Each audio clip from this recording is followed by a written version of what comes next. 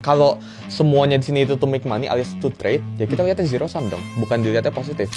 Yang gue yakin kayak semua crypto bros mau tahu, do you think alt season bakal terjadi? Trader yang jago itu bukan trader yang bisa 10x, 20x-nya. Dan uang dingin itu, ya mohon maaf, bullshit lah.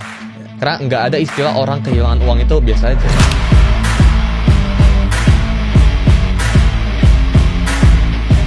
Yo guys, oke, balik lagi di BLP edisi 22 kalau gue nggak salah. Dan kali ini spesial tamunya. Ini temen gue yang bener-bener lagi rame banget di per crypto brosan ya, dengan sensasi yang luar biasa.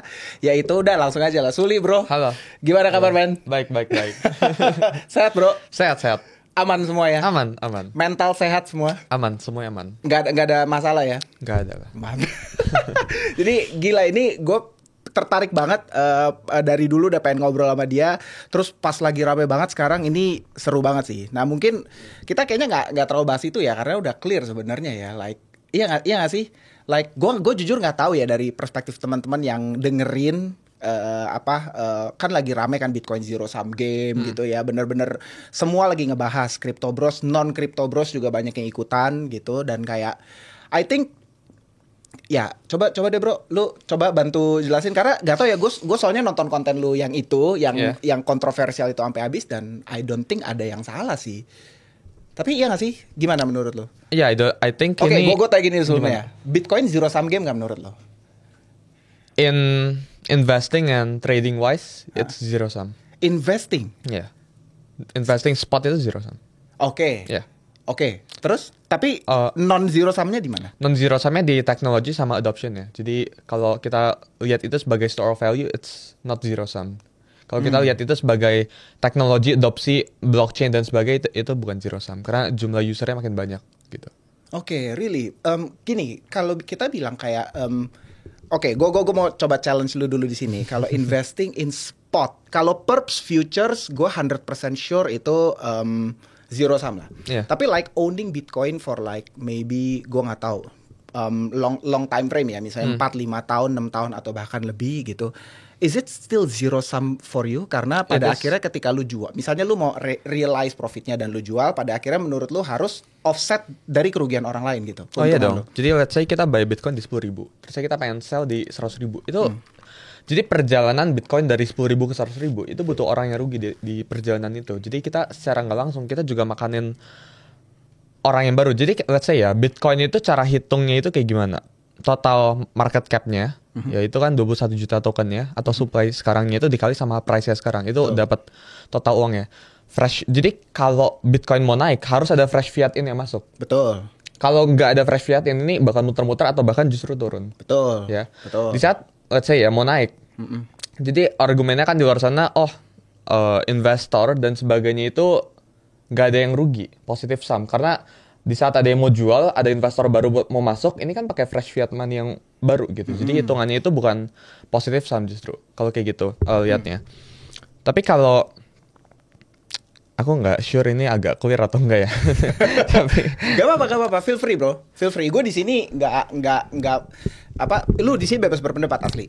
Tapi kalau kita lihat based on perjalanan Bitcoin dari let's say ya, ini yang cycle real ini dari 16.000 ke 100.000. Perjalanannya itu kan meski up ujung-ujungnya, tapi ada beberapa orang yang rugi. Jadi ada fiat yang masuk buat orang rugi gitu. Oke. So there's people losing dari range 16.000 ke 100.000, which resulting to zero sum. Gitu. Oke, kalau misalnya kayak gitu, oke, gue coba tanya ya. Ini gue bener-bener like no judging, gue bener-bener pure mau tahu isi otak dan opini lu gitu. Kayak kalau misalnya gue compare ke aset lain, misalnya saham Nvidia misalnya, kan top 2 aset sekarang ini kan Nvidia kan, saham dengan valuasi tertinggi ya, nomor 1 gold, nomor 2 Nvidia kalau gue nggak salah ya. Apakah berinvestasi Nvidia spot sendiri menurut lo juga zero sum? Spot nih. Kalau stocks and other stuff, I have no opinions about that ya. Tapi kalau kita bicarain tentang crypto, specifically Bitcoin, ya kita invest di spot atau futures, it's zero sum. Gitu. Gue coba ganti contoh. Let's say properti ini, gue kasih contoh sederhana. Misalnya gue beli tanah di Serpong. Ini gue pakai contoh ya. Gue beli tanah di sini di Serpong, misalnya 5 tahun lalu harganya 200 juta. Nah, gue saat ini valuasinya 1 miliar. dan lu beli nih misalnya 1 miliar, apakah selisih 800 juta ini tuh offsetting kerugian lu atau enggak menurut lo? Ini gue ngomong ini kan spot trading juga sebenarnya kan. Kita tukar aset gitu. Kita tukar aset gitu. Ini pair trading kan, tanah juga dengan rupiah gitu. Menurut lo gimana? Karena baik lagi ya, in my opinion, sesuatu yang di luar kripto yang saya tidak paham, yang aku nggak paham itu I will not comment about it. Jadi di luar itu I don't know. Tapi kalau kripto specifically Bitcoin dan sebagainya, I comment gitu. Oh, gitu ya? Iya. Karena nggak tahu ya. Gue sendiri what? Oh, mic-nya diarahkan ke Oke. I don't know ya, gue secara pribadi sih berpikir kalau lu invest long term in spot, it's can be positif. Kalau in my personal opinion, kalau lu trade in spot, basically gini, prinsipnya menurut gue trading is zero sum, baik itu perpetual atau spot trading ya. Trading dalam arti benar-benar short time frame yang sangat singkat ya. Itu in my personal opinion yes. Tapi kalau lu ngomong investing in long term, karena menurut gue gini, lawannya zero sum kan positif sum, ya kan? Itu lawannya. Nah, kenapa sesuatu bisa jadi positif sum? Karena ada value yang di-create di hal tersebut. Dan nggak tahu, dan secara pribadi gue bisa melihat dengan jelas ada value yang di-create di Bitcoin dengan ya clear gitu. Kayak misalnya properti tanah, it's not zero sum karena ada value-nya, ada value creation di situ. Saham, kenapa Nvidia ada value creation di situ? Sehingga I don't think it's a zero sum. Bitcoin juga in my personal opinion adalah positif sum dalam arti kalau lu berinvestasi untuk jangka yang sangat panjang. It's positive sum kenapa? Karena basically itu challenge itu Bitcoin itu kan ya bener-bener nge-challenge bener-bener dunia moneter gila-gilaan kan. Sebelumnya tidak ada, lu sebelumnya kalau mau transaksi harus melalui intermediaries, bank.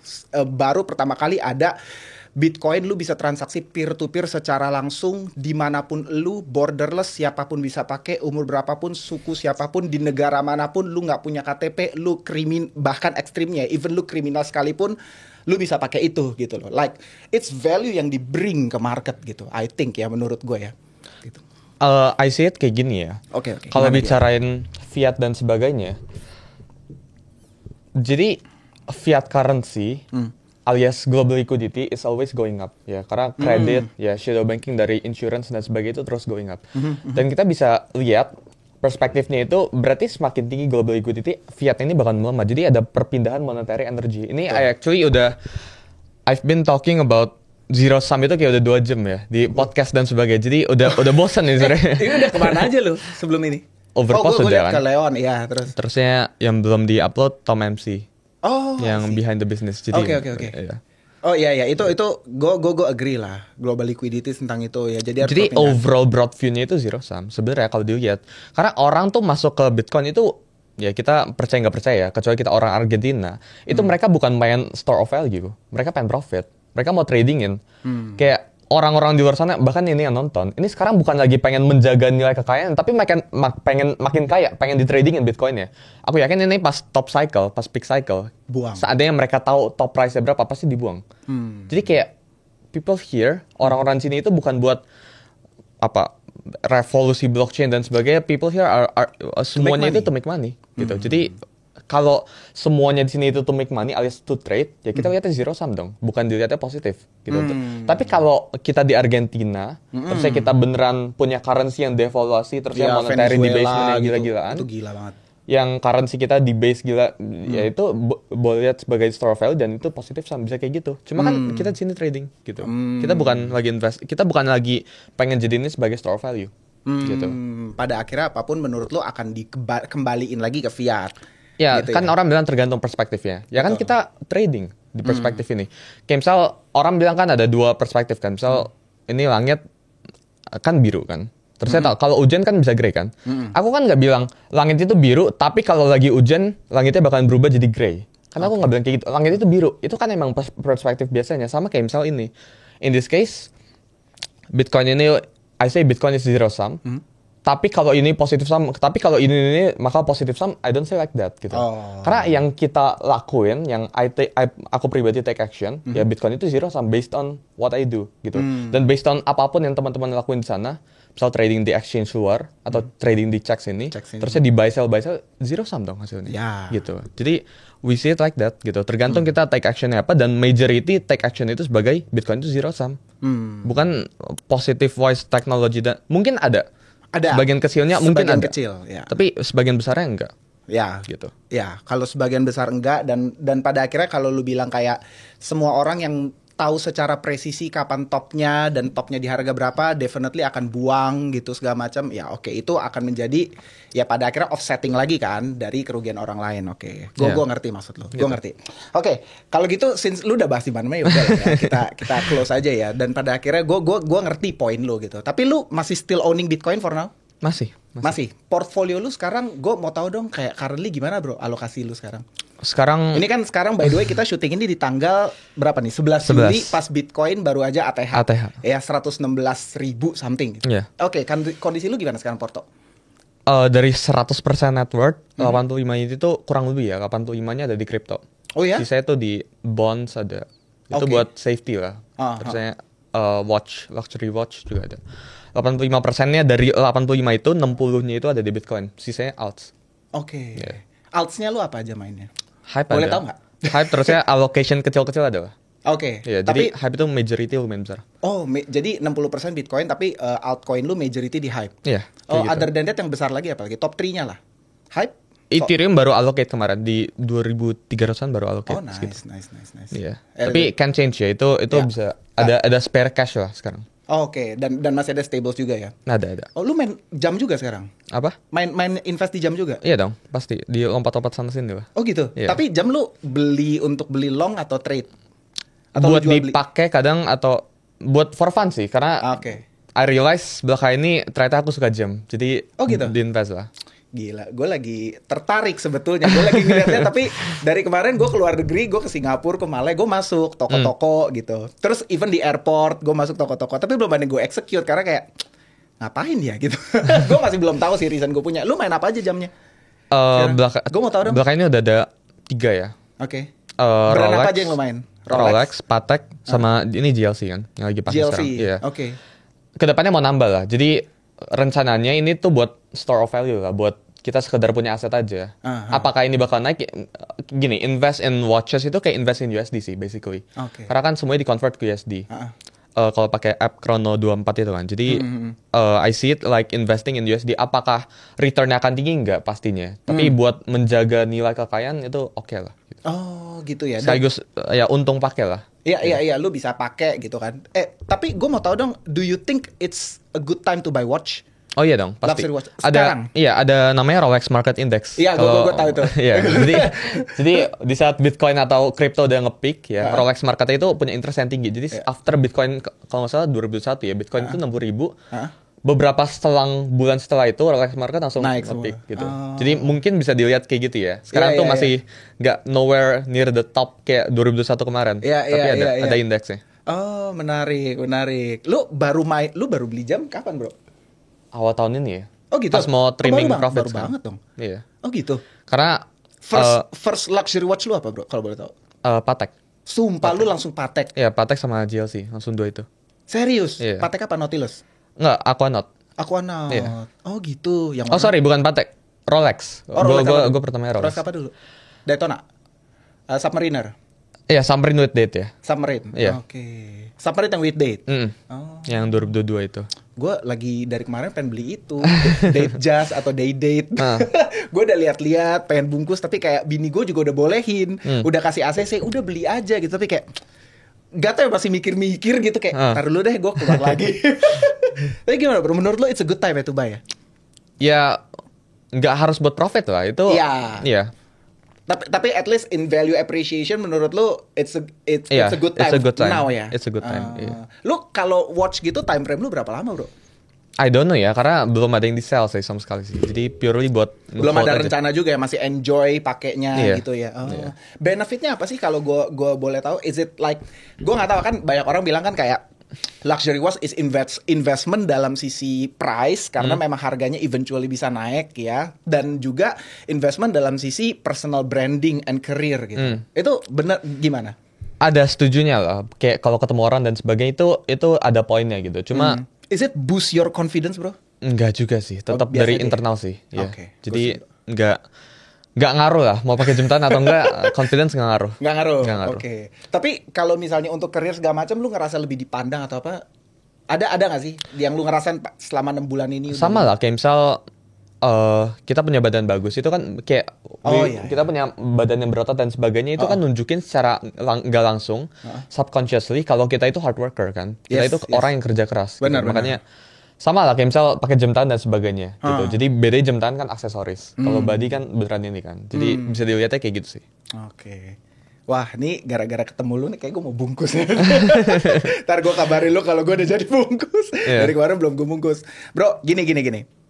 Tapi gue mau tahu dong sekarang kayak gini deh, general outlook lu dulu untuk sekarang. Karena ini kan Bitcoin udah 116.000 ya. Terus kayak like dari semua alts cuman hyperliquid yang di ATH ya kan, selain Bitcoin tentunya. Yang mendekati ATH lah ya.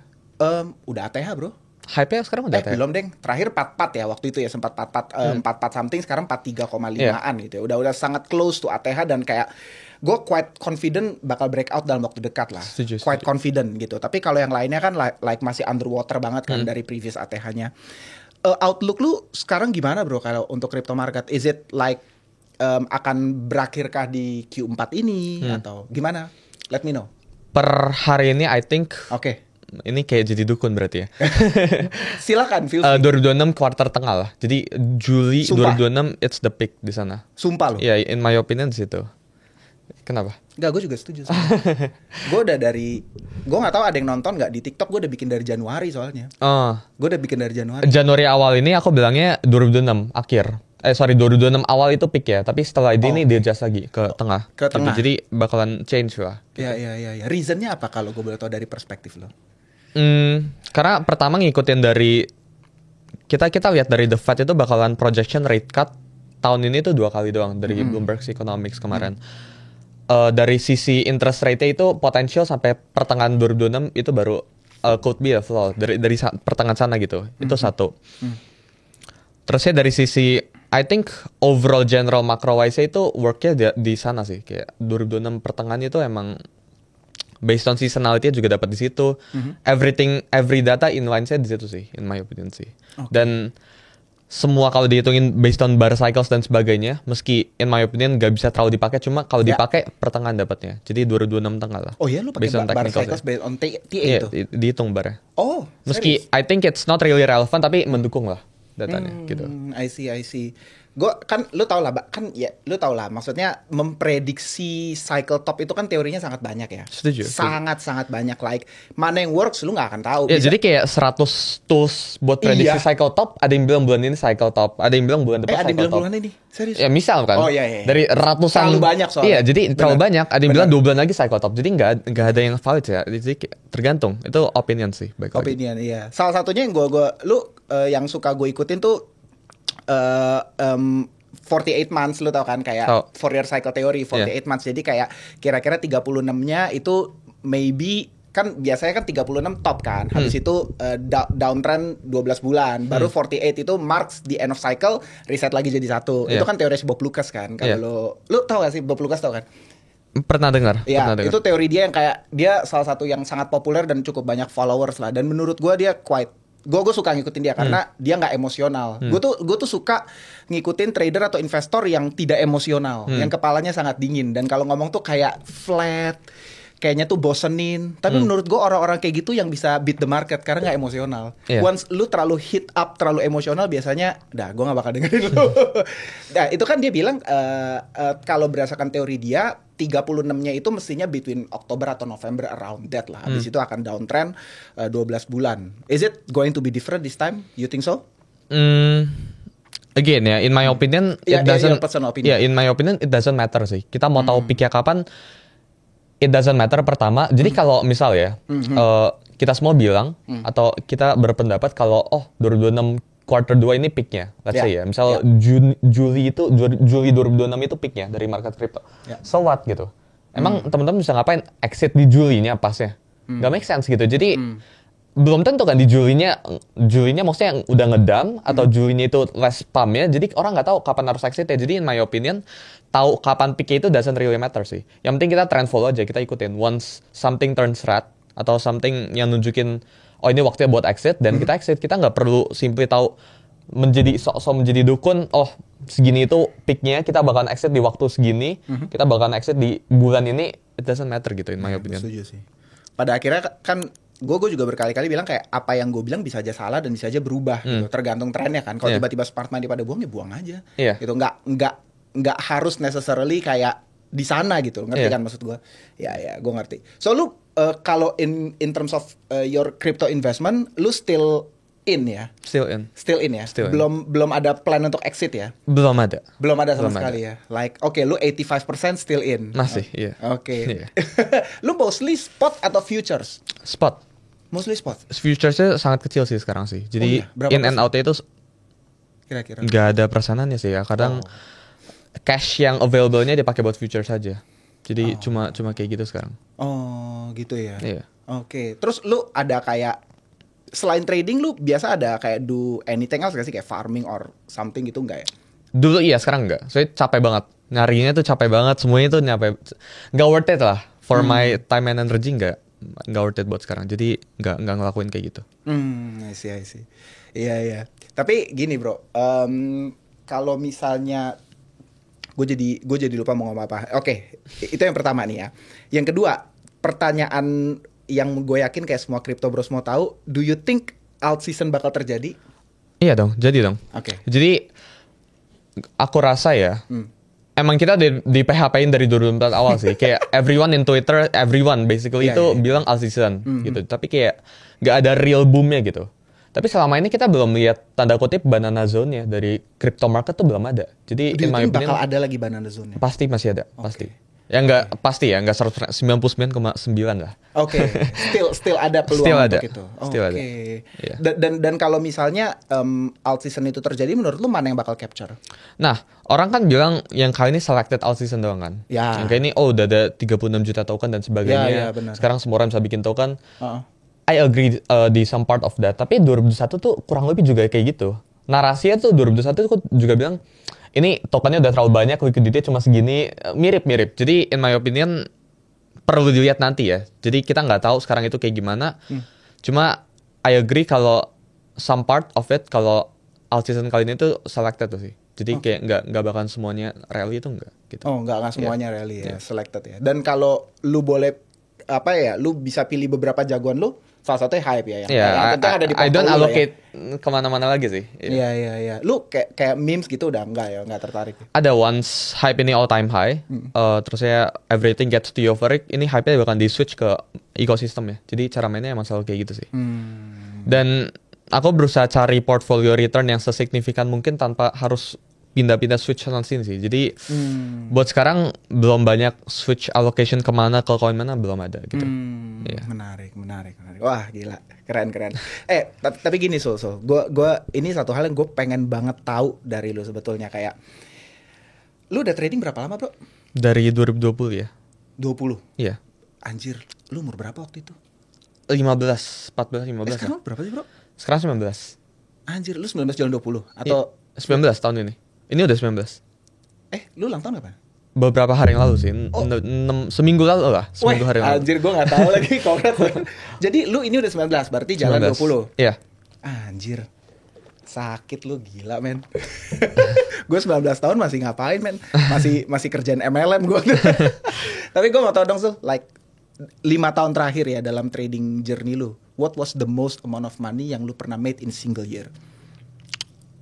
Kalau bicarain itu ya tahun ini sih ya. Jadi setiap tahun tuh selalu all time high kecuali 2 tahun pertama.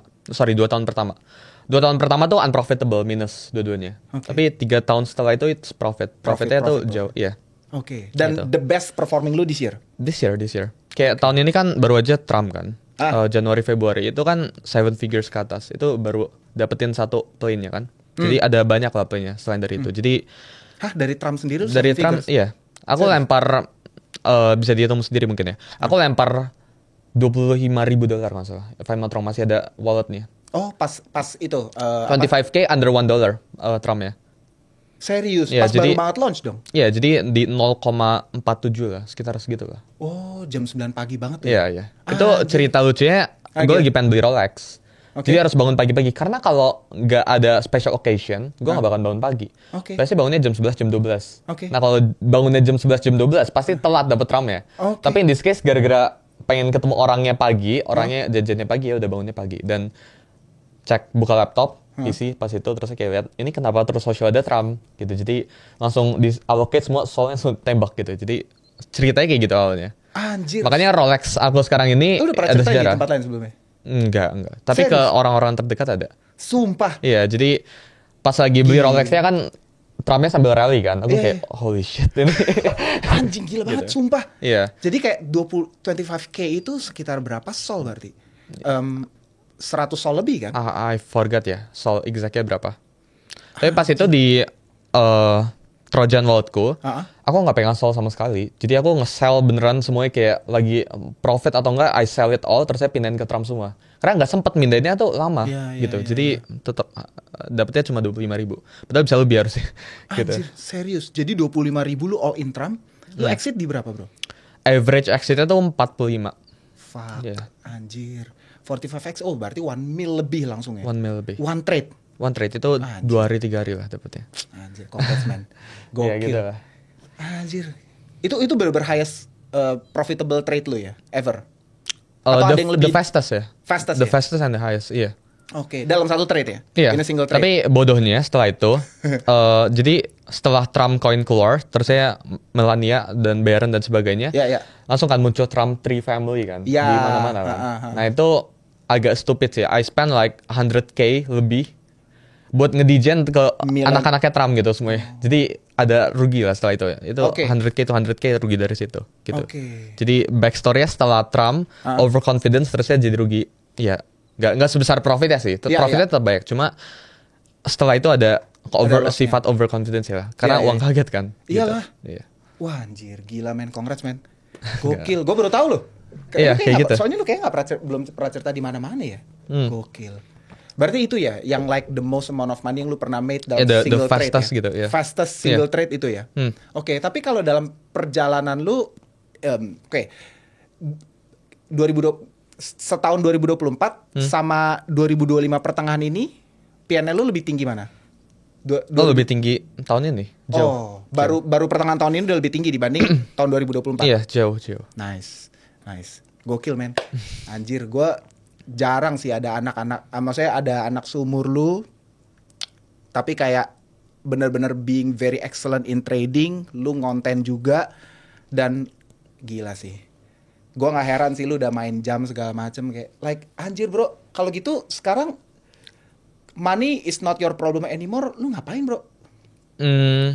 Menarik ya. Ngerti kan maksud gue kayak like you know like semua orang kan fighting ya menurut gue semua manusia dewasa pria maupun wanita first problemnya kan selalu money kan. Money problem yang mereka punya bahkan banyak sekali yang sampai mereka pensiun it's still a problem.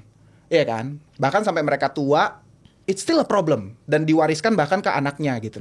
Money problem.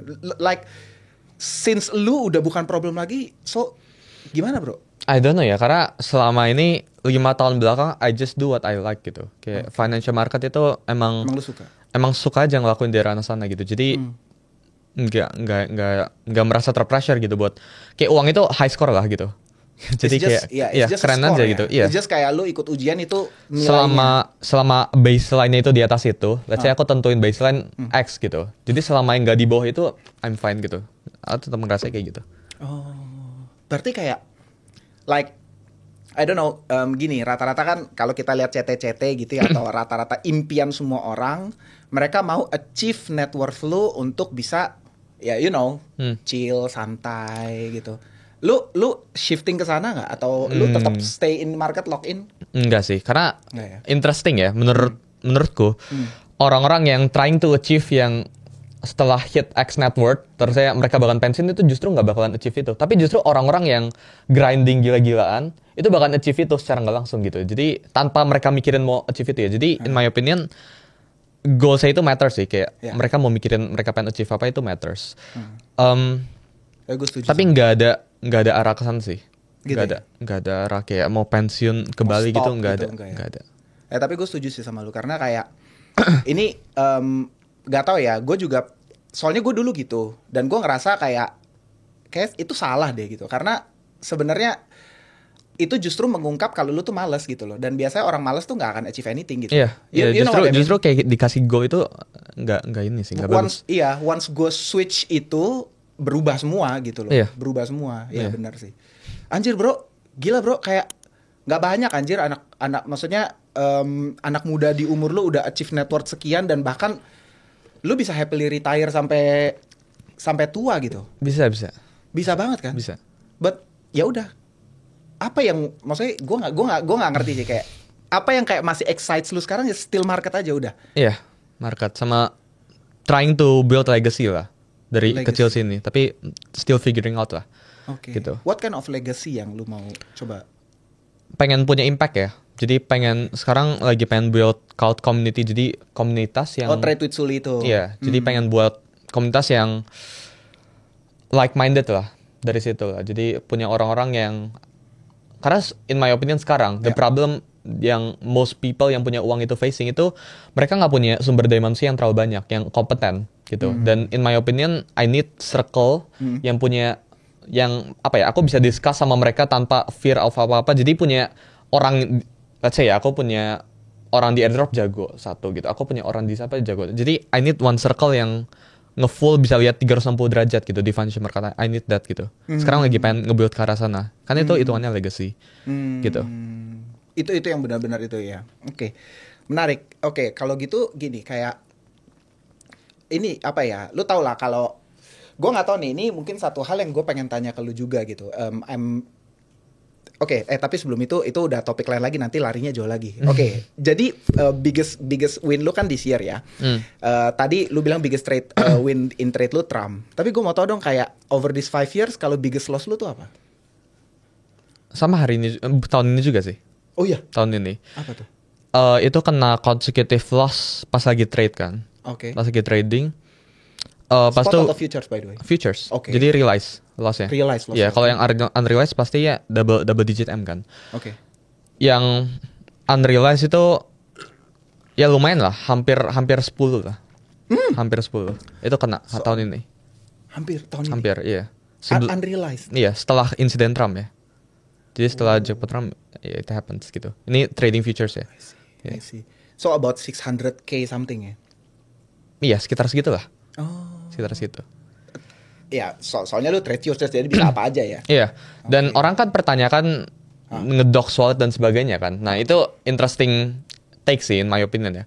Orang-orang yang minta nih, orang-orang yang minta dox wallet itu justru mereka anon di dunia kripto, itu mereka anon. Dan itu fair gitu. Kalau mereka anon di Twitter terus mereka ngedox wallet mereka, itu fair. Tapi kalau kita tampil kayak gini, dan kita ngedox wallet dan sebagainya, itu pressuring. Jadi in my opinion it's fair buat, ya aku kan ada buka SPT kan, it's already fair gitu. Karena kan sekarang SPT itu kita harus submit trading volume kita. Jadi aku ada bayar pajaknya sesuai. Jadi pemerintah tuh tahu trading volume aku berapa sekarang, dan dia bisa cek semua transactionnya gitu. Kita submit kan. Jadi in my opinion it's already fair buat kita nunjukin, ini loh SPT-nya, ini udah nunjukin, this is my portfolio, ini nggak bisa di fake, SPT pajak itu nggak bisa di fake. Ya if you're anon di Twitter terus lu ngebuka portfolio, it's real juga, ya udah nggak apa-apa gitu. Jadi in my opinion jangan saling menyerang gitu lah. Kayak if you tag me, kayak coba buka portonya, kayak mana nyaman kita buka portfolio, terus setiap kali kita open position, terus kena sell, terus tiba-tiba di Twitter rame gitu. Kayak oh ini Sui nge-trade kena sell dan sebagainya, nggak nyaman gitu. Dan most traders, kayak saya di hedge fund dan sebagainya, fund-fund yang besar, emang kita pertanyakan portfolio mereka gitu. Emang kita mana portfolio, mana trade-nya? Kita kan nggak pertanyakan itu gitu. Jadi kita cuma pertanyakannya return-nya berapa gitu. Sharp ratio berapa? Ya, kita cuma pertanyakannya kayak gitu. Jadi in my opinion itu sih tentang itu, quick take aja ya tentang portfolio public dan sebagainya. Tapi yang lu bilang lumayan benar, gue baru kepikiran juga ya, it's apa ya, kalau kita ngomong fair gamenya ya fair juga kalau lu undox tapi lu berani secara diri lu undox tapi lu berani ngedox wallet lu. Tapi begitu juga itu berlaku sebaliknya. Ketika lu ngedox diri lu nggak boleh undox wallet, lu nggak boleh dox wallet lu. Iya, itu jadi bahaya dong buat kita dong. Bahaya benar. Iya. Kayak lu bisa diapa-apain di tengah jalan. You know what I mean? Iya. Dan kalau lu anon di Twitter, lu ngedox wallet itu fair. Itu nunjukin kompetensi lo kan. Tapi kalau di real life lu ngedox wallet lu gimana caranya? Kalau gua ngedox wallet gua terus ada jutaan dolar di dalamnya, orang nge-track gitu ketemu di jalanan gimana? Jadi kayak ya itulah in my opinion. Bisa ditodong, habis itu diancam pisau gitu kan untuk minta seed phrase lu.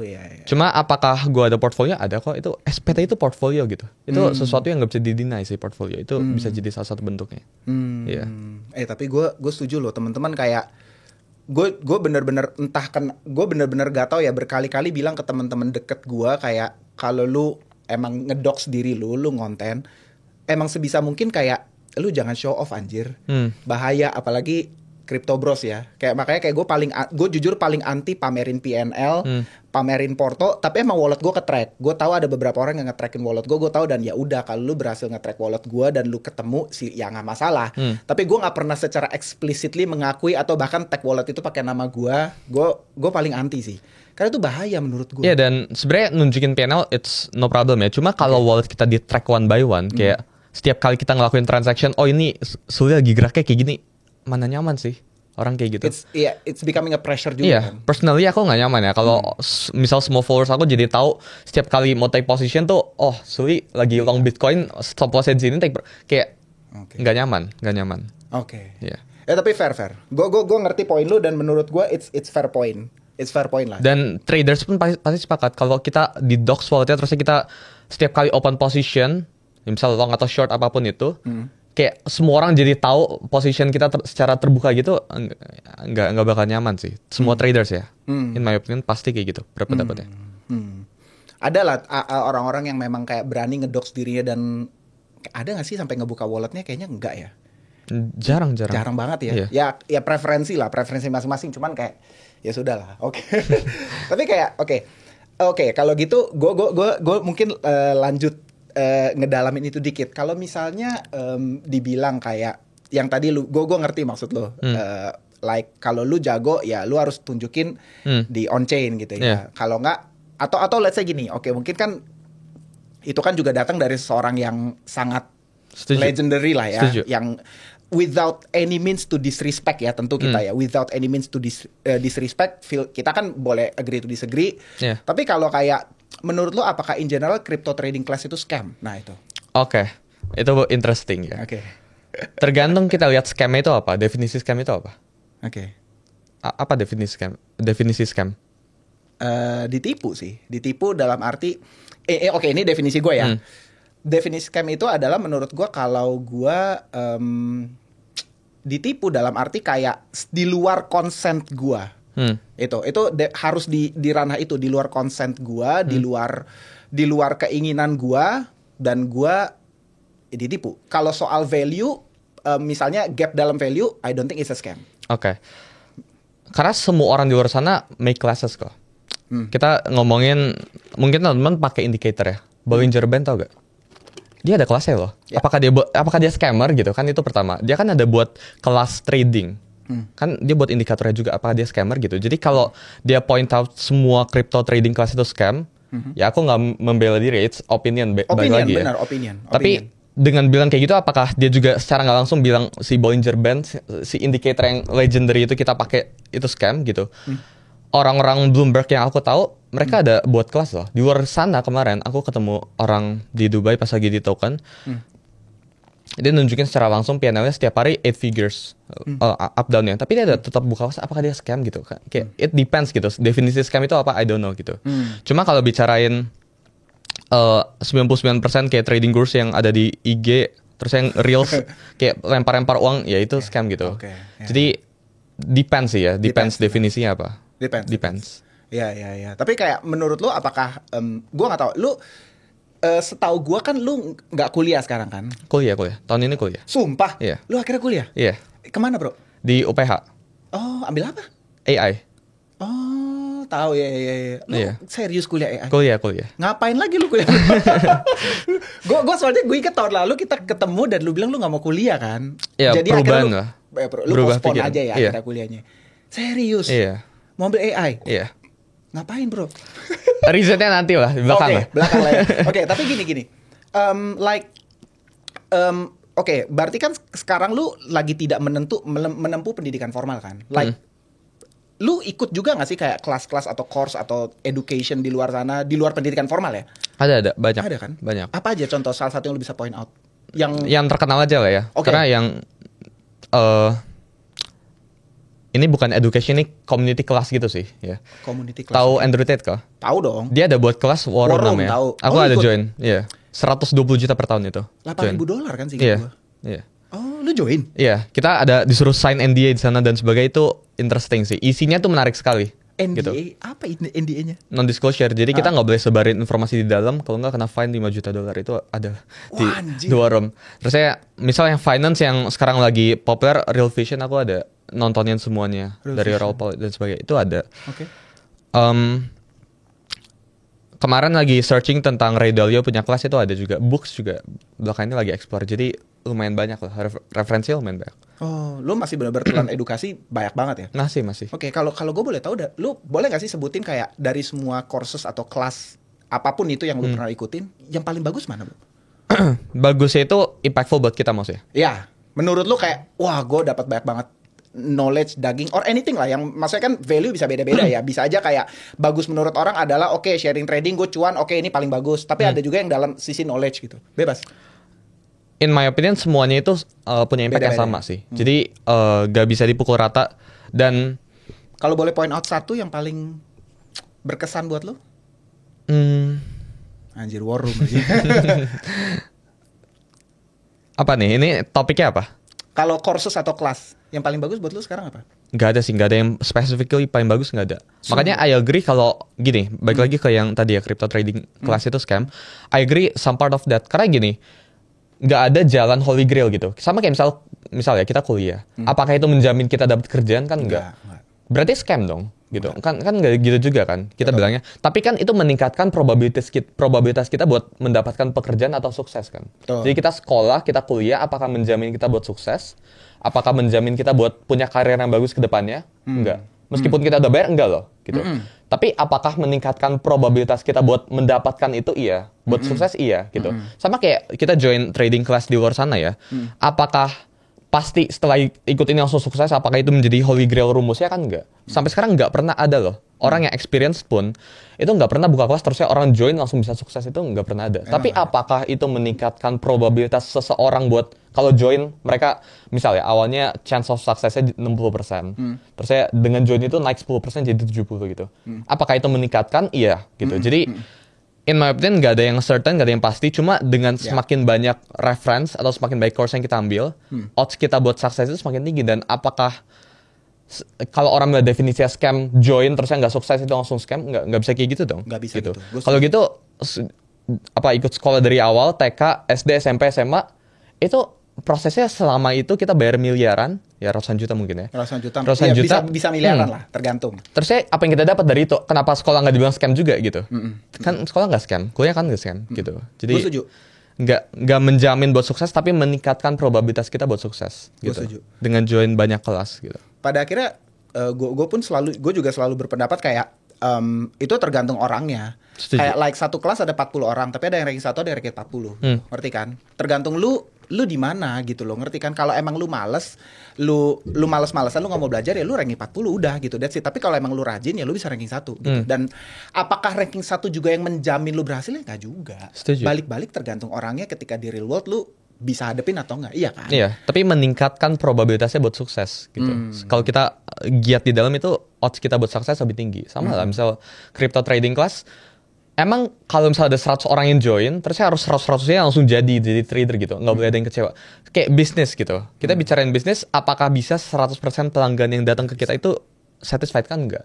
Terusnya kalau ada 20% yang nggak satisfied, complain, apakah berarti kita punya bisnis itu scam? Kan nggak juga gitu. Jadi preferensi, tergantung definisi scamnya apa ya. Tapi in my opinion nggak scam kayak gitu. Tapi memang lu mengakui nggak ada nggak memang yang lu temuin scam gitu? Pasti dong. Lu pernah ada join yang scam? Iya. Scam itu mungkin ya, definisi aku scam itu kalau orang mentor yang ngajarinnya itu nggak praktekin sesuai apa yang dia ajarin gitu. Misal dia ajarinnya kalau trading tuh harus pakai cara ini, misal pakai support resistance gitu. Tahu-tahu dia praktekinnya asal klik gitu. misal gitu. Atau enggak dia suruhnya risk managementnya harus gini, tapi dia praktekinnya nggak pakai risk management. Itu menurutku definisi scamico itu. Karena dia nggak sesuai kan, teori sama prakteknya nggak sesuai. Iya. Oke. Tapi other than that, despite apapun yang diajarin, in my opinion enggak sih. Enggak. Ya, gue lumayan agree lah. Karena gue juga kayak, gue subscribe beberapa hal, gue nggak segan-segan join kelas juga, tapi kayak ya memang ya itu balik-balik gue jadi atau nggak memang bukan tergantung gurunya. Ngerti kan? Kayak gue sebagai murid sebagai mahasiswa, gue nggak bisa menggantungkan kesuksesan gue ke dosen gue. Seolah kan seperti itu, ya memang nggak bisa gitu. Gitu. Ya gue agree on that ya. Jadi gini bro, tapi gue mau tau dong, War Room bagus gak? Bagus. Gue pernah lihat soalnya. Gue pernah lihat soalnya. Bagus ya? Itu di Telegram. Kita dikasih akses ke baik banget chat groups di Telegram. Terus saya ada modulnya lah. Itu jadi Andrew Tate itu nge-live setiap seminggu sekali, 2 minggu sekali ngejawabin pertanyaan. Iya. Terus saya ada meetup juga.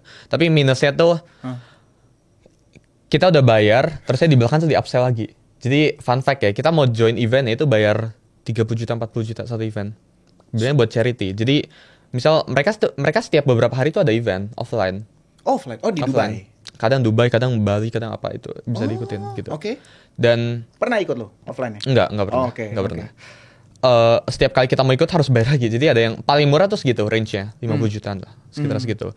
Mungkin argumennya buat ngefilter orang itu ya oke gitu. Tapi di dalam strukturnya kurang lebih kayak gitu.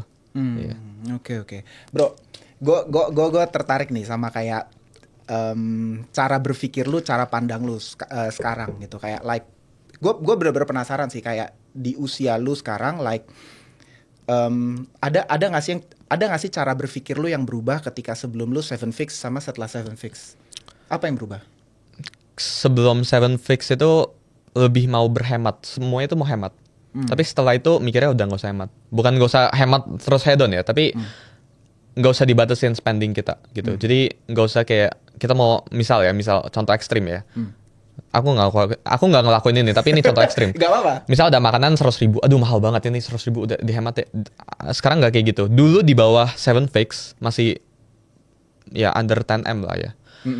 Dulu ngelakuin itu, jadi kayak mau makan ini, ini mahal banget. Misal ada makan 100.000, udahlah dihemat deh, makan ini aja gitu. Yang koban aja gitu. Iya, misal itu ekstrim ya. Tapi misal sekarang tuh udah nggak main hemat-hematan lah. Jadi what I want itu langsung aku iyain aja ke apa yang aku mau gitu. Oke. Gitu. Jadi perbedaan kalau dulu itu pengen menabung banget. Sekarang itu udahlah kalau pengen apa di spend aja gitu. Karena doesn't really matter sih. Ya. Nggak gitu matters. Itu by numbers game itu udah jadi sangat kecil. Iya, dan kan? ini susah ya buat mengertinya. Tapi orang tuh sering banget bilang uang itu alat, bukan tujuan. Itu money is a tool, bukan goal kan. Dari dulu tuh aku udah sering banget dengerin kata-kata itu. Cuma buat mengertinya itu sangat susah. Jadi once di atas itu baru, sekarang pun setengah-setengah yang ngerti ya. Tapi udah mulai mengerti lah, itu uang itu alat, bukan tujuan. Oke, gitu. coba define alat. Gue nggak tahu, maksudnya dari statement tersebut apa yang akhirnya lu pahamin? Kayak misal orang-orang di luar sana pengen ngejar, ini yang approach-nya salah ya. Oke. Orang tuh pengen ngejar, pengen punya duit sekian, pengen punya duit sekian. Padahal itu approach yang salah in my opinion.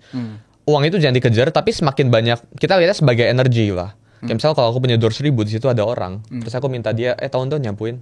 It's energy. Uang itu the highest form of energy yang pernah diciptain sama manusia. Itu. Dan di saat kita bilangnya uang itu energi, otomatis kita semakin banyak energi yang kita punya itu semakin enak buat kita ini. Itu ada telepon nggak? Gak apa-apa ya. Okay. Dari tadi liatin. Lanjut. Dan kalau kita ngeliat ya dari POV kayak gitu, itu simple. Jadi next time kalau ada apa-apa, kita udah bukan kayak pengen hemat-hemat uang yang kita punya gitu loh. Kita pengennya yang penting justru waktu kita itu aset kita gitu. Jadi kita pengennya ngehemat jumlah aset yang kita punya, alias waktu kita gitu. Jadi kita pakai uang kita buat ngehemat uang. Uang kita buat ngehemat waktu. Udah agak mabuk nih. Tapi gue ngerti maksud lo. Yeah. Karena itu kayak satu konsep yang juga banyak berubah di otak gue juga belakangan. Pas dari awal tahun inilah itu juga banyak berubah. Karena in my opinion, satu-satunya yang aku punya dibanding orang lain di luar sana itu waktu. Jadi orang lain can argue mereka punya duit sekian, mereka punya duit sekian dan sebagainya. Tapi I have more time than you. Iya, lu masih gitu. 19 Dan tahun. jadi aku bisa dengan bebas ngelakuin apapun gitu. Benar. Karena waktu aku masih banyak dan enaknya tuh resource yang dipakai buat ngehemat waktu tuh bisa banyak gitu. Jadi tinggal hiring beberapa orang yang bisa menghemat baik banget waktuku gitu. Anjir, bener.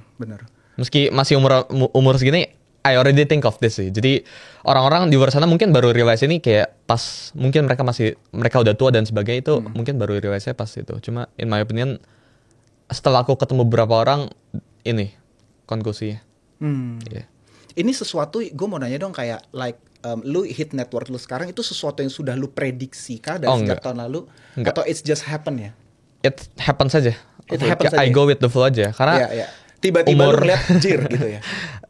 Sebenarnya dulu pasan target. Jadi umur 16 aku ada bilang ke diriku masih ada sih. Aku buat IG story buat diri sendiri kan. Oh ya? Jadi nggak ada yang lihat, cuma buat diri sendiri. Oke. Aku pengen punya 1 miliar di umur 18, 1 miliar rupiah. Oke. Ternyata overachieve kan di atas itu berkali-kali Di lipat. 18. Di 18. Oke. Jadi ternyata overachieve dan sejak saat itu aku realize uang itu aku nggak bisa kendaliin gitu. Karena kan aku di financial market. Itu bukan kayak dapat kerja terus saya bisa dihitung patokannya. Tapi kan financial market kan random kan. Kita nggak tahu bulan ini marketnya kasih momentum kita apa. Jadi aku nggak bisa targetin bulan ini pengen profit sekian persen, itu nggak bisa. Benar. Ya, jadi in my opinion dulu pasangin target, sekarang no sih. Jadi target itu justru salah, orang trading di finance dan sebagainya itu dipasangin target itu salah. Tapi kalau per tahun jadiin benchmark oke. Cuma kalau hari ini pengen profit 1%, salah besar. Salah. Gitu. Karena kita nggak tahu market momentumnya kapan dan kita nggak batasin profit kita. Yang harusnya dibatasin itu loss, bukan profit. Gue setuju. Gitu. Gue setuju. Itu the very correct approach untuk lu ngelihat market sih. Kayak semakin lama lu di market lu akan semakin sadar kayak lu nggak bisa kayak kendalin momentum market dan wah itu salah besar sih. Gue setuju sama lu. Banyak banget yang kayak lu lihat gak sih kayak lately di Twitter itu lagi lumayan rame, ada satu orang yang kayak nge-tweet dia tuh dia tuh dapat airdrop Hyperliquid dan dia jual di $4 dan dia waktu itu berasa sangat genius gitu loh. Ngerti kan, pas jual di $4. Sekarang di harga 10 kali lipat, $40 something, dia baru beli. Dia baru all in lagi beli gitu loh. Ya memang itu yang namanya gue bilang kayak anjir, lu momentum lu nggak bisa kontrol gitu. Apa ya, orang bilang trading sehari mau 5%, gak gitu korek approach yang harus dibatasin loss, gue setuju. Ya, jadi misal nih, orang kan suka bilang pengen 1% profit hari ini atau pengen 1 juta. Misal mereka punya 100 juta ya. Tapi kalau drawdown, risk to reward ya, kita see in risk to reward ya, mereka pengen profit 1%, jadi pengen jadi 101. Tapi kalau turun sampai 90, sampai 85 dan sebagainya, mereka nggak bakal stop. Mereka stopnya itu kalau itu biasanya ya, kalau orang set target profit 1%, itu kan kayak stop loss-nya segini, take profit-nya kan kecil gini kan. Jadi nggak worth it, nggak bagus gitu. Iya. Oke, sekarang kalau gitu, lu udah net worth segini, lu ada nggak sih kayak target misalnya, oke, gue mau at fix gitu. Lu ada ke situ pikirnya atau lu udah pikir yang nggak lain? Ada. Jadi nggak ditargetin net worth tuh berapa, nggak ada gitu. Cuma sekarang tuh in terms of ini aja sih, in terms of apa yang aku punya aja sih. Misal sekarang Discord members 85.000, aku targetin pengen punya 100.000. Itu sih sekarang targetnya sih. Dan jumlah impact kayak misal followers dan sebagainya, itu juga ada targetnya. Cuma sekarang tuh bukan uang sih. Uang itu udah bukan jadi targetnya sih. Ya udah beda lah. It's not a problem for you anymore kan? Iya. Uang itu kayak udara kan. Jadi kalau udara sedikit, uang kita sedikit, baru kerasa banget. Tapi kalau we have just enough, ya udah cukup gitu. Ya. Nice, gila, gue happy banget denger achievement lo kayak gini, gila men. Salut, gue salut banget. Tapi gini bro, gue mau tau dong kalau gitu kayak, lo pernah cerita gak sih sebelumnya di 18 tahun lo achieve berkali-kali lipat 1 miliar, what did you do gitu? Awalnya kan jadi I find my model to make money. Jadi ini aku sebarin blueprintnya ke semua orang. Dulu tuh dari prop firm, jadi prop firm ditambahin ke crypto, sesimpel itu. Jadi karena uang aku sangat terbatas dulu, Ya kan dulu cari duit dari nge-design post dan sebagainya. Terus saya ditembakin ke prop firm. Ini join test. Jadi basically prop firm itu kita dapat kredit buat di tradingin lah. Ya. Tau. Dan kita bisa join test, misal kita bayar $500, terus saya dapat funding ratusan ribu dolar gitu. Nah, aku dulu join kayak gitu. Dan Sharing ini profit kan itu kan. iya. Jadi dulu tuh failnya banyak sekali. Ini wah kalau mau dibuka account-nya 20 plus lebih gitu. Jadi kebakar baik banget di sini. Cuma eventually ada suksesnya lah ya. Dan uang hasil ini ditradingin, ditembakin ke kripto dan itu muter terus selama 1 tahun. Jadi kan gini, funding kan nggak mungkin cuma max 100.000 kan. Jadi ada yang namanya Traders Connect, kita bisa nge-copy baik banget account kita. Itu salah satu website itu bisa dipakai lah buat teman-teman yang trading. Jadi dulu tuh satu prop awalnya tembakin ke kripto, ada profit, dibuka lagi prop kedua. Jadi kayak main Tycoon game gitu loh. Ya. Muter kayak gitu terus secara circle dan itu dilakuin selama 1,5 tahun belakang. Sampai sekarang mulai dilakuin lagi.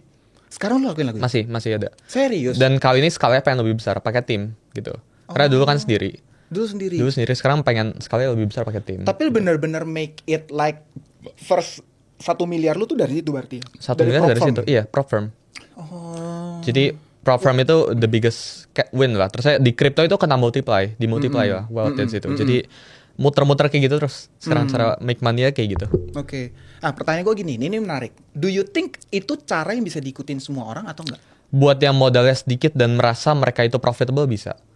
Jadi jangan ikut prop firm, jangan mau coba di funding, jangan berharap mau di funding. Kalau diri sendirinya pas trading 3 bulan belakang masih loss. Lu tarik 3 bulan belakang, lu loss gitu. Itu nggak bakalan lolos prop firm in the long run gitu.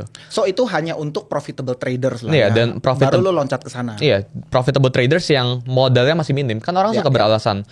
Gue bisa trading, cuma uang gue sangat sedikit ya. Coba ini nih modalnya gitu. Jadi prop firm tembakin ke investment lah. Nggak harus crypto lah. Tapi prop firm itu salah satu cara buat make money ya.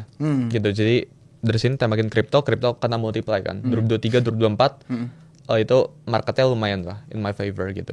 Coba detailin dong kalau prop firm yang waktu zaman lu itu modelnya gimana? Misalnya lu dikasih funding $100.000, pasti kan ada maximum drawdown-nya kan? Iya, dia berapa persen? Maximum drawdown tuh 10%. Jadi udah ke hit 90.000 dia langsung cut.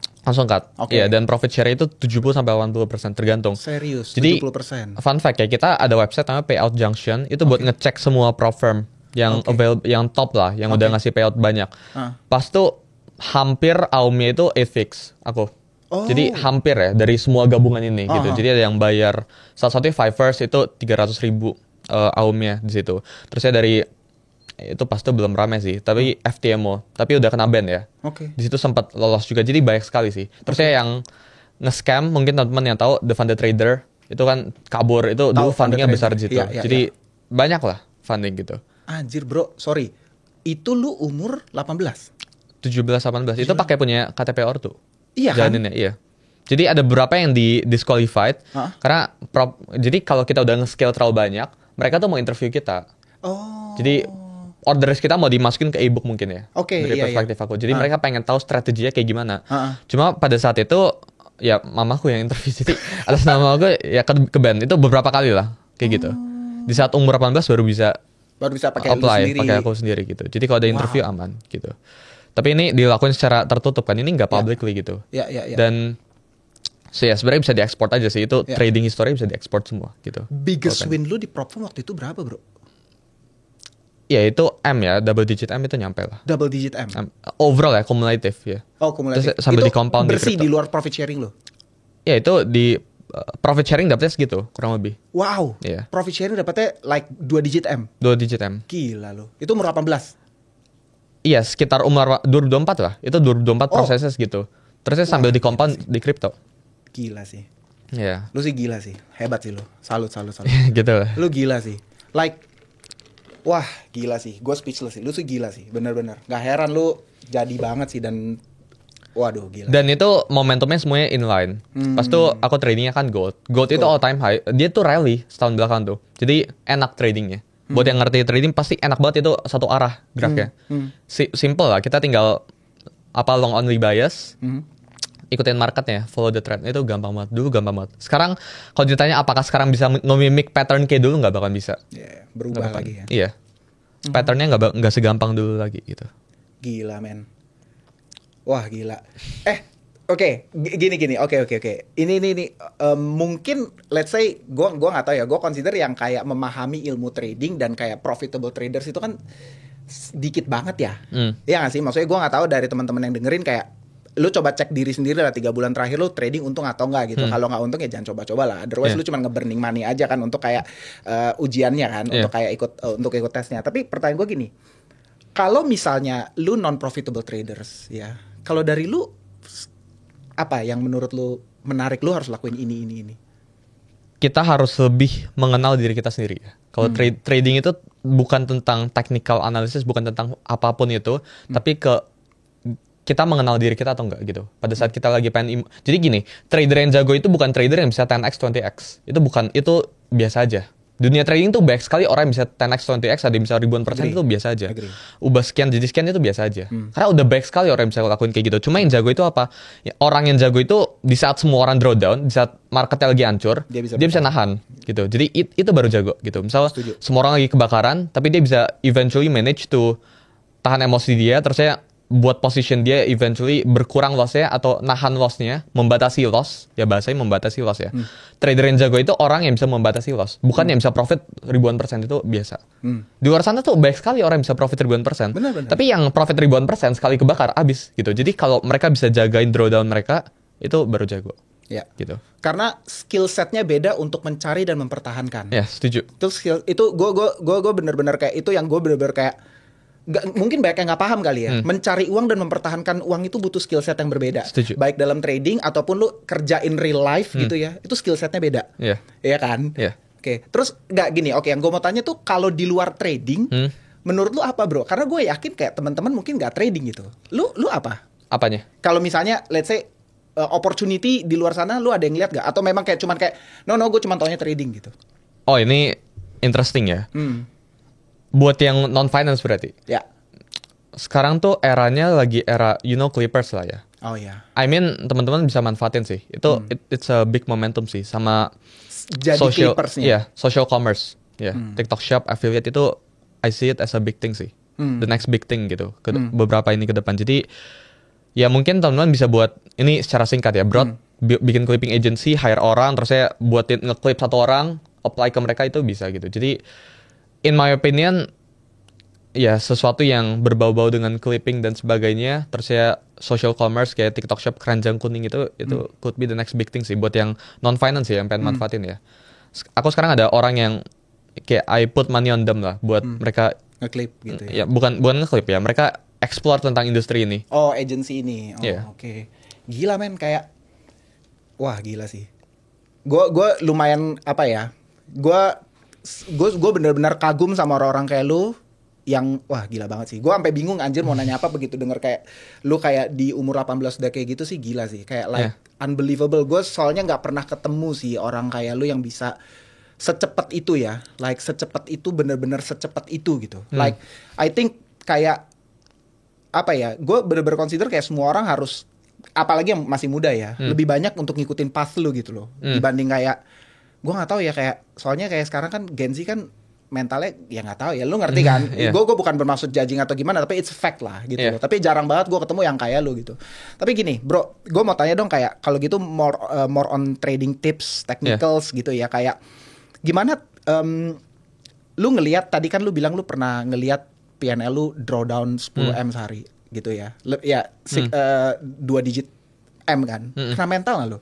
Oh pasti dong. Dan terus, itu gak bisa dihindarin sih in my opinion. Terus apa yang lu lakuin? Kalau aku pribadi jalan. Jadi malam tuh keliling komplek udah gitu dong. Jadi gak ada justru gini, di saat kita lagi emotional, kita jangan take decision sama sekali. Gila. Itu bener. Gini, let's say ya kita lagi drawdown, terus saya stress, terus saya udahlah besok pas lagi BP nggak mau exit crypto. Nah itu jangan muncul pemikiran kayak gitu. So dialihin aja sih pemikirannya. Dan drawdown itu nggak mungkin bisa dihindarin. Misal kecuali unless portfolionya nggak grow, maka orang bisa biasa aja sama drawdown. Tapi kalau portfolio mereka grow, itu pasti ada kena mental itu pasti gitu. Jadi kayak perjalanannya pasti gini-gini gitu kan. Gak mungkin flat ke atas sih, gak mungkin. Karena let's say ya, orang sekarang 100 juta portfolionya, drawdown 20% itu kena mental. Tapi eventually portfolio 100 juta mereka kan akan grow. Betul. Ya contoh ya dalam beberapa tahun jadi 1M.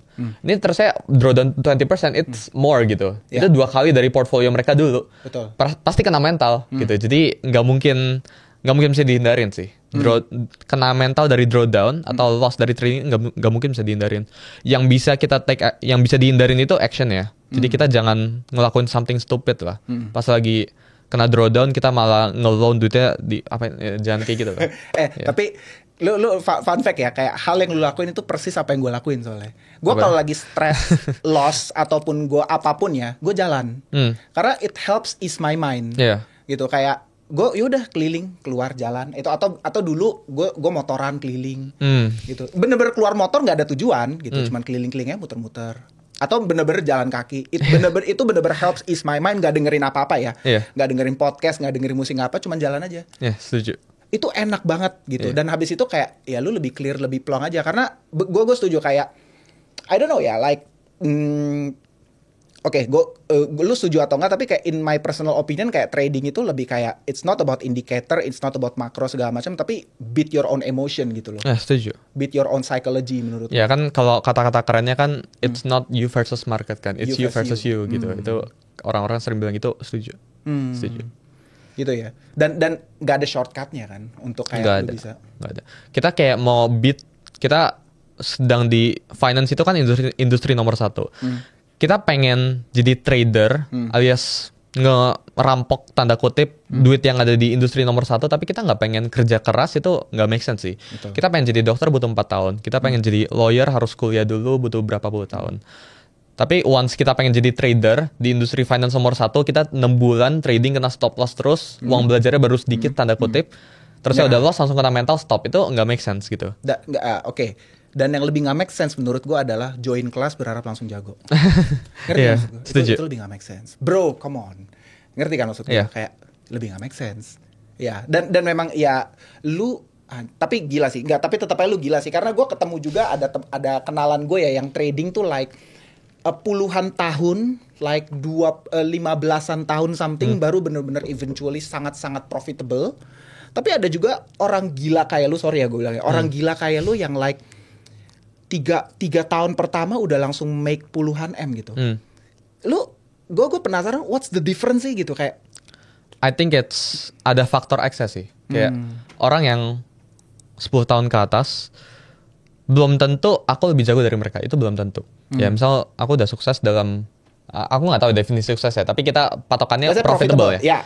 I went profitable cuma dalam 2 tahun pertama lah. 2 tahun pertama kena tabok, terus ya udah tahun ketiga ya profitable, BP langsung. In my opinion ada faktor X ya. Jadi nggak bisa kita pukul kalau gue profitable 3 tahun, terus ada yang profitable baru 10 tahun, artinya gue lebih jago dari mereka, nggak bisa kayak gitu. Jadi in my opinion setiap orang emang punya timeline-nya masing-masing, dan emang ada ada faktor X ya, ada luck-nya gitu. Market momentumnya itu very deciding loh gitu. Let's say ya kalau 2023 Bitcoin itu di 16.000 go slower, ini nggak ada, I will not make money gitu. Jadi in my opinion orang tuh harus emang ada, there is something yang mereka nggak bisa kontrol aja. Cuma odds buat suksesnya bisa diperbesar, iya bisa. Cuma buat pastikan diri mereka sukses itu nggak bisa gitu. Jadi faktor X lah jawabannya. Iya. Wah, lu sih gila men. Gue bener-bener nggak bisa apa ya, terus benerus di otak gue, lu sih gila sih. Lu bener gila. Tapi oke, kalau gitu gini deh, kita anjir nggak berasa udah sejam lebih. Tapi gue pengen tahu dong kalau gitu, kayak like please give us some alpha untuk teman-teman kayak forward looking. Tadi kan kita udah bahas untuk crypto gimana. Tapi kayak do you still think like untuk teman-teman yang pemula sekarang, the best opportunity sekarang kalau trading wise, apakah still in crypto atau forex atau anything? Karena lu udah pernah coba multi instrumen kan? Iya, udah. Nggak ada best instrumen aset sih. Ini aku ngomong tanpa kepentingan ya. Misal aku kan sekarang punya community ya. Kalau aku ngerasa aku pengennya orang trading crypto biar orang join kelasku, aku bilang crypto kan. Cuma in this opinion I'm neutral gitu. Karena pada akhirnya kita profit di, let's say this IDX stocks gitu. Kita profit di forex, commodities dan sebagainya. Kita profit di crypto itu tergantung setiap orang ya. Jadi nggak ada lo harus trading ini biar lebih sukses. Apakah market momentumnya lebih besar satu dengan yang lain ada gitu. Crypto itu pasti lebih besar momentumnya karena gapnya itu buat di glitch itu lebih banyak. Tapi apakah kita artinya harus masuk sana buat trading, buat profit nggak juga gitu. Kalau kita emang udah before ya cocok di let's say forex dan sebagainya, ya what's working jangan diubah lagi gitu. Jadi jangan gara-gara ngeliatin orang profit di crypto, orang jadi switch gitu dari forex dipindahin ke crypto, pengen coba-coba kebakar gitu. Jadi in my opinion, setiap orang punya karakteristiknya masing-masing sih. Dan kebetulan aku cocoknya di forex sama crypto, di commodities forex crypto gitu. Gitu. Jadi cari duitnya awalnya itu dari forex, terusnya di compound alias dicari return alpha lebih baik itu dari crypto. Jadi dua pedang lah gitu mainnya. Kalau gitu terus gue mau dong kayak 2 atau 3 tips untuk bisa sukses trading tuh apa sih kayak lu gitu. 2 atau 3 aja atau berapapun gak masalah sih sebenarnya sih. Modal itu gak matters, itu pertama ya. Karena I've proven it buat gue pribadi. Kayak sebenarnya kalau aku pengen bilang ya, kan orang suka bilang merubah duit 1 juta jadi 10M, misal kayak gitu ya. Orang kan sering bilang gitu, ya bagus buat mereka, bagus banget gitu. Tapi I don't say it like that, meski I can say it like that loh. Kayak aku bisa bilang aku merubah awal modal kan buat ikut tes 7 juta. 7 juta jadi puluhan M. Aku bisa bilang kayak gitu loh, cuma I don't say it like that. Jadi modal itu doesn't really matters lah, itu pertama. Yang matters itu diri kita pribadi, apakah kita mengenal diri kita pribadi atau enggak. Ini udah kayak filsuf gue. Anjir, tapi emang relate man. Iya, jadi kita harus know kapan apa kejadian yang bisa bikin kita emotion, ya apa yang bisa kejadian kita bisa bikin out of our mind, terus kita bisa ngerem itu bagus kalau kita tahu itu. Self reflect sih ya, self evaluate, self reflect ya. Jadi orang tuh harus, teman-teman ini harus terus-terusan refleksiin diri sendiri setiap trade. Jadi orang tuh sering bikin trading plan kan, journaling. Iya.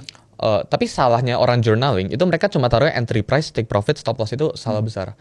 Yang harusnya mereka taruh, jadi gini, kalau orang taruh TPSL dan sebagainya itu udah ada di exchange, itu udah ada, buat apa dicatat gitu. Jadi yang harusnya dicatat itu bener emosi ya. Jadi di saat lagi open, before-nya perasaan kita tuh apa gitu. Itu kan yang harus dicatat, bukan oh kita open gara-gara ada order block dan sebagainya, gara-gara ada ini, no gitu. Jadi yang salah satu yang practicable yang bisa langsung diperbaikin itu trading journalnya, itu tulisnya itu mulai dari sekarang emotionsnya juga, apa yang kita rasain gitu pas open trade, pas kena stop loss apa yang kita rasain, pas kena take profit apa yang kita rasain gitu. Jadi kita lebih bisa self evaluate aja gitu.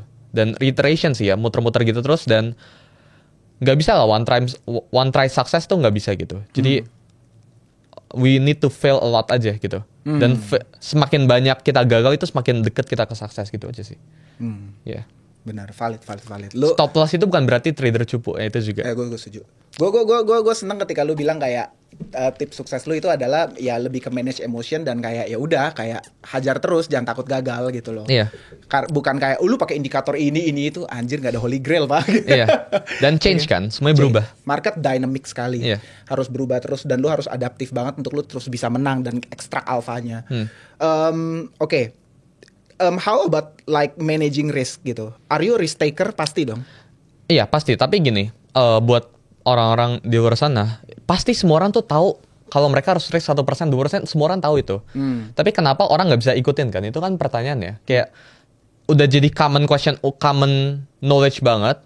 Jadi rahasia publik kalau risk trading itu harus 1%, harus 2%. Jangan over risk. Kalau udah loss ya berhenti. Itu kan semua orang yang berlogika atau mikir aja 5 menit gitu, duduk mikir 5 menit buat trading, itu pasti kepikiran itu. Harusnya risknya kecil. Tapi kenapa bisa besar?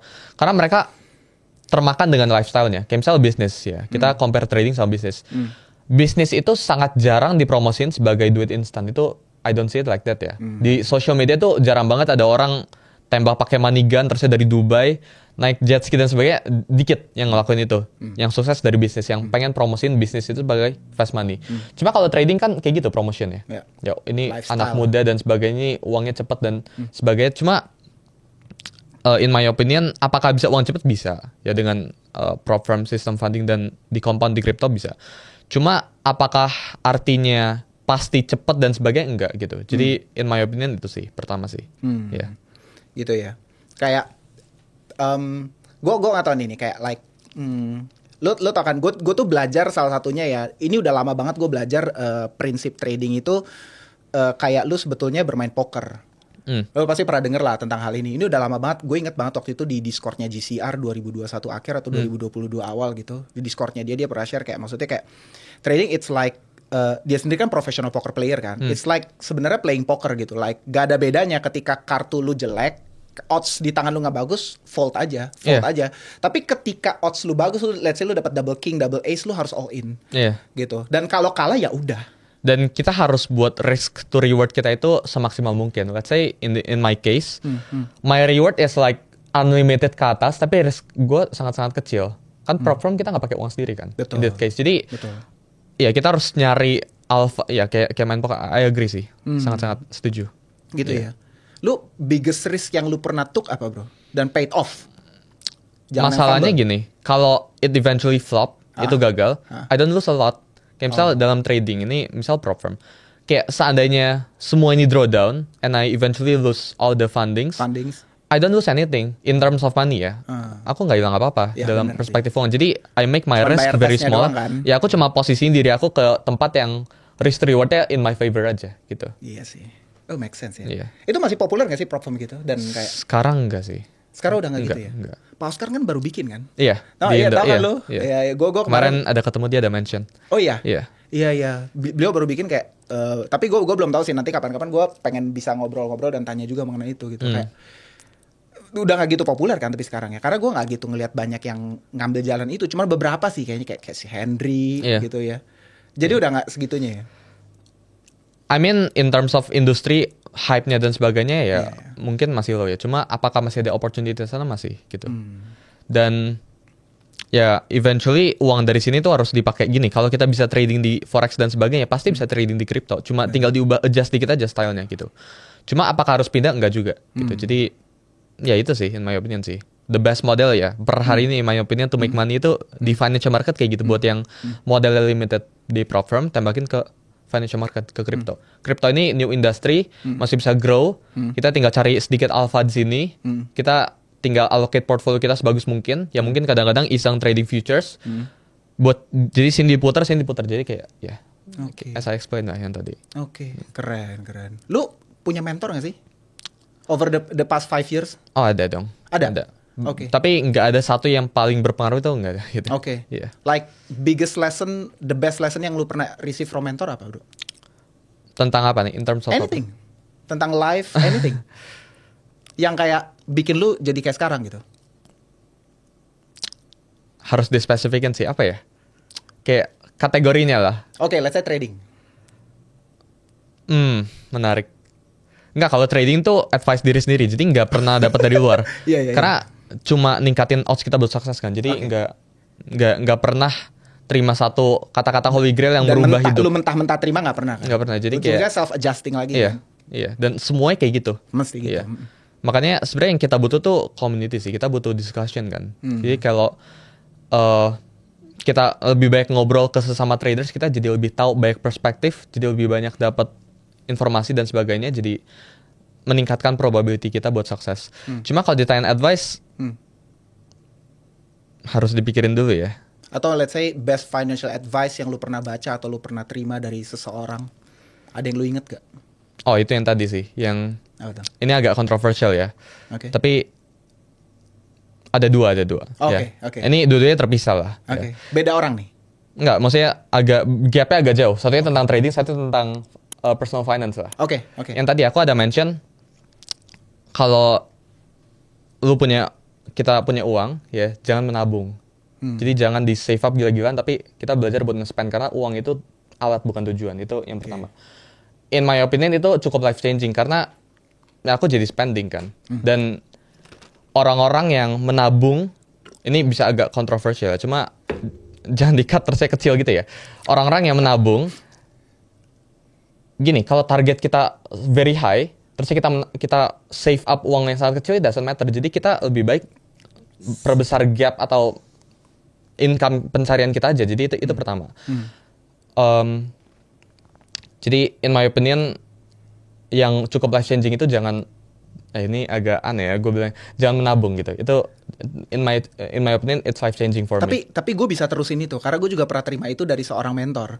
Gimana? Intinya lu harus tahu cara terbaik untuk make money adalah dengan money, bukan dengan waktu dan tenaga lu. Iya. Gitu. Maksudnya gini, rata-rata orang kan bekerja ya kan, menukarkan waktu dan tenaganya yang dia punya untuk jadi uang. Iya. Ya kan? Itu yang seumur hidup orang lakukan sampai pensiun di usia dia tidak bisa produktif lagi, ya kan?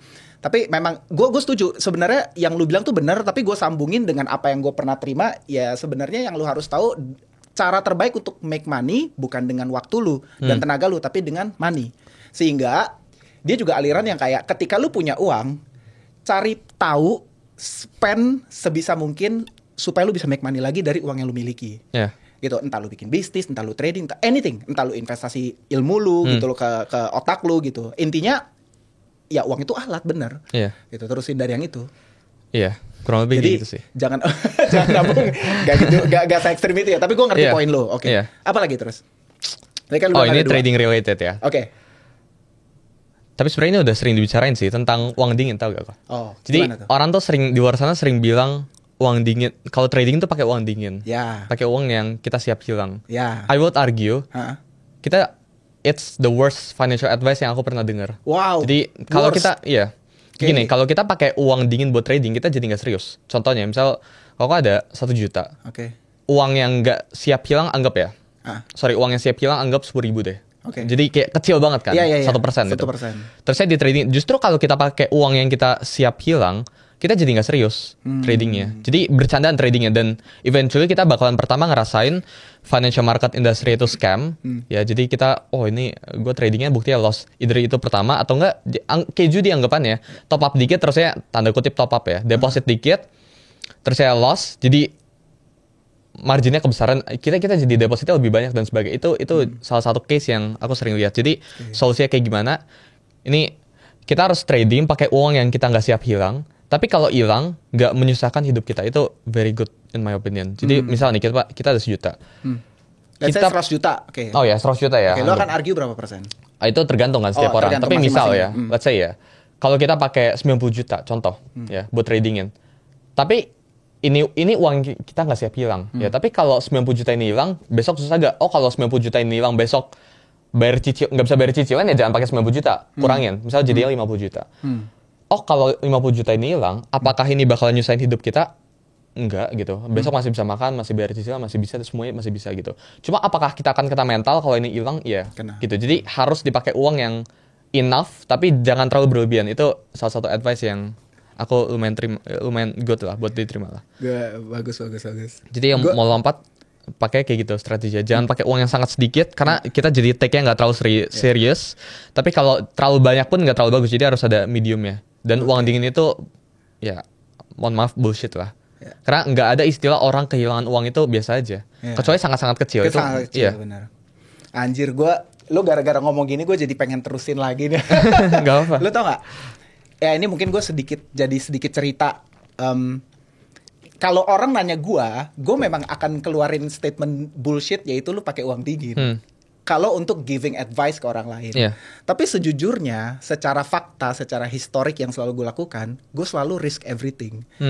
Itu kan lu bilang jangan sampai nyusahin hidup. Kan gue pernah sampai hancur banget hidup gue kan. Iya. Gitu, like, Betul. gue teman-teman mungkin udah berkali-kali denger gue pernah bilang kayak, Yes. gue pernah sampai hidup gue sehancur itu sampai nggak bisa beli susu buat anak gue usia 1 bulan kan waktu Iya. itu in extreme way gitu. Karena gak tau ya, gue dari dulu selalu berpikiran gini, gue belajar dari anjir gue lupa lagi siapa namanya, Napoleon kalau gue nggak salah ya. Kalau nggak salah Napoleon ya. Dia bilang ketika dia mau ngejajah satu tempat naik kapal, begitu nyampe dia bilang ke bawahnya bakar Burn the kapalnya. boats ya. Iya. Gue selalu pakai prinsip itu soalnya. Bakar kapalnya, so pilihannya adalah gue harus menang di sini. Whatever it takes, gue harus Iya. menang. Karena gak tau ya, karena gini, kalau untuk ngasih advice ke orang, gue tuh selalu kayak mikirin ntar dia gimana, ntar kasihan, belum tentu kalau dia ngelakuin itu dia sanggup untuk Yeah. cope-nya gitu loh. Belum tentu dia sanggup untuk menghadapinya gitu. Gue makanya selalu bilang udah pakai uang dingin aja yang lu siap hilang. Jadi kalau hilang nggak sakit-sakit banget gitu. Tapi kenyataannya istri gue yang paling tahu gue. Gue tuh orang gila soalnya. Kalau misalnya whenever gue mau sesuatu, gue akan lakukan whatever it takes sampai gue berhasil. Karena gue suka prinsip Napoleon itu, yaitu kalau lu mau ngejajah satu tempat, cara untuk menang gimana? Lu bakar kapal lu. So no way home. Yeah. Lu harus menang di sini. Lu all out gila-gilaan sampai lu, wah sampai lu udah berdarah-darah, lu akan tetap tebas musuhnya gitu. Yeah. Like, itu prinsip yang gue paling suka karena ya memang that's how I win. Setuju. Cuma mungkin jangan disalah persepsiin teman-teman kayak misal karena gini, financial market itu nggak bisa dikendalin. Betul. Tapi kalau misal bisnis dan sebagainya ada faktor yang kita bisa kendalin. Itu aku setuju banget statementnya. Cuma teman-teman jangan sampai dengerin itu terus ya. Misal nih lu punya duit 100 juta, langsung. terus ya kayak langsung di all in. Udah kita burn the boats di all in. Terus ya uangnya udah ini kita all in di long Bitcoin. Kayak nggak kayak gitu juga gitu Nggak ya. gitu juga coy. Yeah. Itu goblok namanya. Like intinya gini, gue bukan bilang caranya gimana, itu kan tadi kan cara ya, tapi intinya gue selalu took the maximum risk yang gue bisa ambil, gitu. Tapi tentu ya gue belajar anjir, gue udah spend waktu super lama dan super panjang untuk belajar technical analysis, financial market, fundamental analysis. Lu jangan tanya, gue udah belajar lama banget, lama banget gitu loh, untuk hal ini. Dan kayak itu prinsip ya, itu cara gue, prinsip yang gue terapkan gitu. Dan gue memang setuju apa yang lu bilang, kayak sebenarnya ideally kan jangan sampai risk yang lu ambil itu bikin hidup lu susah, gitu. Nah gue pernah sampai hidup gue susah. Gue pernah sampai sehancur itu hidup gue sebenarnya. Makanya gue bilang kayak back then ketika gue ingat momen itu, gue selalu menguatkan bini gue dan bilang gue yang salah, bukan market yang salah. Bukan gue salahin COVID apa, enggak, itu salah gue karena memang risk yang gue ambil sebesar itu. Makanya gue ketika kehilangan hidup gue susah. Iya, dan setuju sih, orang tuh harus self blame sih. Orang nggak boleh nyalain eksternal, karena kalau orang nyalain eksternal mereka nggak bakalan grow. Learning mereka curve lu nggak? Iya, mereka harus self blame, mereka harus apapun kejadiannya itu mereka harus nyalain diri sendiri lah. Iya.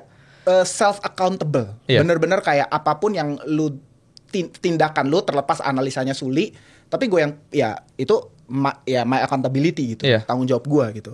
Jadi ya memang kayak gitu, kayak tapi gue setuju sih untuk lu bisa menang di anything lah ya, gue rasa ya, mau trading kayak mau investment mau bisnis, lu harus punya self accountability, kayak lu harus bisa ngandelin diri lu dan kayak lu harus benar-benar bisa bertanggung jawab dengan setiap keputusan yang lu ambil tanpa menyalahkan, wah ini gara-gara ini sih, gara-gara itu sih, ini gara-gara Suli, ini geblek Suli.